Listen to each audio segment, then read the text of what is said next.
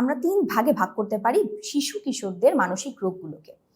প্রথমত হচ্ছে ইন্টারনালাইজিং যেই ডিসঅর্ডারগুলো আছে, অথবা আমি সহজ করে বলতে পারি যে যেই সমস্যাগুলো, যেই রোগগুলো আমাদের ভেতরের রোগ, মনের ভেতরের রোগ, এই রোগগুলোর কারণে অনেক রকমের সমস্যা হয়।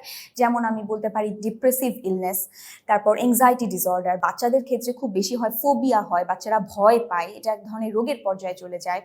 বাচ্চাদের ক্ষেত্রে দেখা যায় স্ট্রেস ডিসঅর্ডারগুলো হয়, পোস্ট ট্রমাটিক স্ট্রেস ডিসঅর্ডার হয়, অ্যাকিউট স্ট্রেস ডিসঅর্ডার হয়। যেমন হচ্ছে কোনো একটা ভয়ঙ্কর দুর্ঘটনার মধ্যে যদি পড়ে, যেটা চিন্তার বাইরে, এমন একটা কোনো ঘটনাতে ওরা সম্মুখীন হলো বা শুনলো, তখন ওদের মধ্যে যেই সমস্যাগুলো তৈরি হয় প্রচণ্ডভাবে, সেইগুলো হচ্ছে স্ট্রেস ডিসঅর্ডার। সেই ধরনের কিছু সমস্যা হয়। সোমাটিক ইলনেস হয় বাচ্চাদের ক্ষেত্রে খুব কমন, যে বাচ্চাদের পেটে ব্যথা, বাচ্চাদের বমি হচ্ছে বা এই ধরনের সমস্যাগুলো হচ্ছে, শারীরিক সমস্যা, কিন্তু আমি কোনো রোগের কারণই বের করতে পারছি না, আমি অনেক অনেক চিকিৎসার জন্য ছুটছি, টেস্ট করছি, সব কিছু ভালো আছে, তখন এটা এক ধরনের সাইকিয়াট্রিক ডিসঅর্ডার।